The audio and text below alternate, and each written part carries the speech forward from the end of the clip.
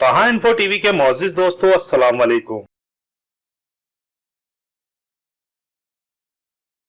मजीद discuss करने से पहले इस वीडियो को लाइक करें, ताहा इन्फो टीवी को सब्सक्राइब करें और बेल आइकॉन पर जरूर क्लिक करें।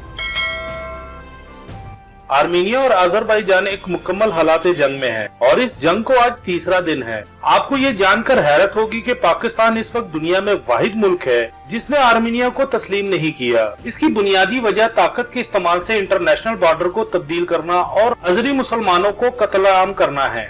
पाकिस्तान की तरफ से आर्मीनिया को तस्लीम न करने की बुनियादी वजह नगोर्नो-कराबाख का इलाका है। ये जगह आलमी तौर पर अजरबैजान की मलकियत है, लेकिन सोवियत यूनियन से अलहदगी के बाद अजरबैजान और आर्मीनिया के दरमियान जंग छिड़ गई, जो 1998 से 1994 तक होने वाली जंग में आर्मेनिया ने इस इलाके पर कब्जा कर लिया और इस इलाके में मुसलमानों को अकलियत को इसी तरह कत्ल किया गया जैसे आज तक कश्मीर में होता आ रहा है। यूनाइटेड नेशन की सिक्योरिटी काउंसिल की 8 करारदादें आर्मीनिया को इस खित्ते से निकलने का कहती रही, मगर आर्मीनिया पर इसका कोई असर नहीं हुआ।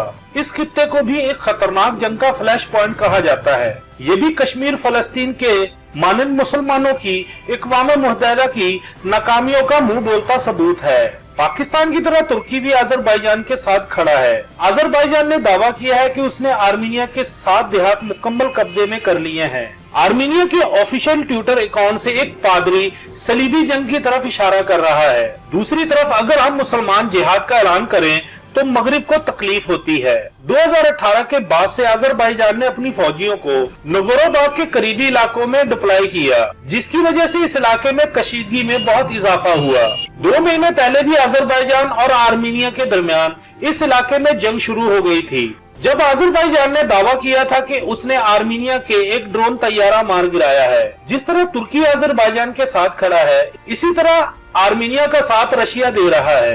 पाकिस्तानी दफ्तर खारजा की तरफ से बयान में यह कहा गया है कि पाकिस्तान अजरबैजान के साथ हर तरह से खड़ा है, अजरबैजान की दिफा की हिमायत करता है और पाकिस्तान को नगोर्नो-कराबाख में बढ़ती हुई कशीदगी पर सख्त तशवीश है। अगर इस कशीदगी को फौरी तौर पर ना रोका गया तो ये जंग मुस्तकबिल में किसी बड़ी जंग का बायस बन सकती है। इस सूरत हाल में हमारी तमाम तरह हमदर्दियां मुसलमान भाइयों के साथ है और दुआ है कि अल्लाह ताला अजरबैजान के मुसलमानों की हिफाजत फरमाए और इन्हें इस जंग में फतह नसीब हो और इन्हें ताकत और कुव्वत अता फरमाए। अगर आपकी दिल की भी यही सदा है तो कमेंट्स बॉक्स में आमीन जरूर लिखिएगा।